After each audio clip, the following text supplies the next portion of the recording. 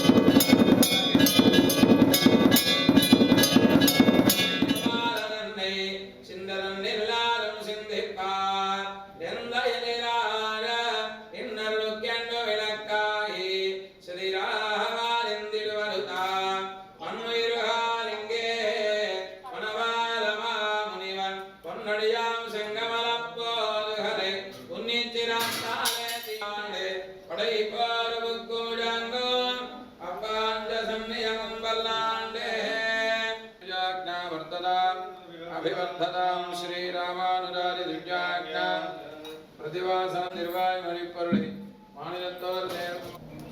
ఎవరైతే ఈ పూర్వభాద్ర నక్షత్రంలో అభిషేక అర్చన హోమాల్లో దర్శిస్తారో సర్వగ్రహాలు కూడా నివారణ అవడే కాకుండా వారు అనుకునేటువంటి సంకల్పాలన్నీ కూడా నెరవేరుతాయి అని మనకి శాస్త్రం చెప్తుంది. అభిషేకం వల్ల మానసిక శాంతి, హోమం చేసుకున్నటువంటి దంపతులకి వారి యొక్క దుష్ట శక్తులన్నీ కూడా దూరమై శత్రువులందరూ కూడా నశిస్తారు అని ఈ యొక్క పూర్వభాద్ర నక్షత్రంలో ప్రతి దీక్షా స్వామి కుటుంబాలందరూ కూడా పాల్గొనవలసిందిగా ఆహ్వానం చేస్తూ రేపు రాబోయేటువంటి 17వ తారీఖు పూర్ణవసు నక్షత్రంలో రామచంద్ర స్వామి కళ్యాణం జరగబోతుంది.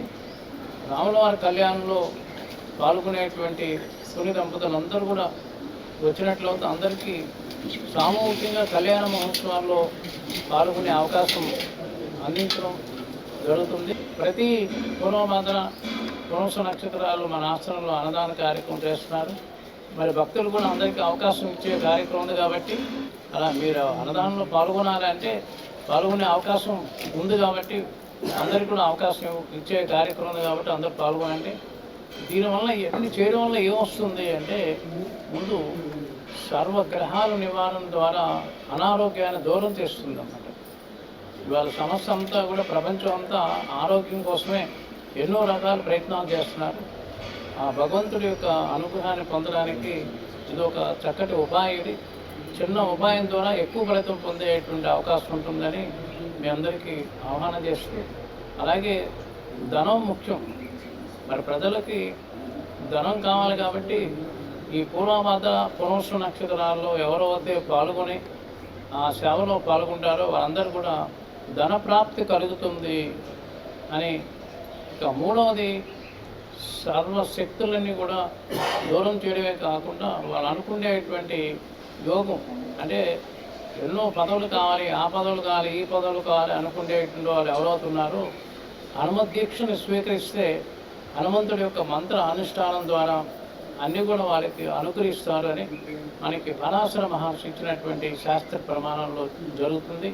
హనుమాన్ దీక్ష కుటుంబాలకి భక్తులందరూ కూడా హనుమత్ దీక్షాపీఠం తరపున అనేక ఆశీర్వాదాలతో మంగళాశాసనాలు అందిస్తుంది. జై హనుమాన్, జై జై హనుమాన్.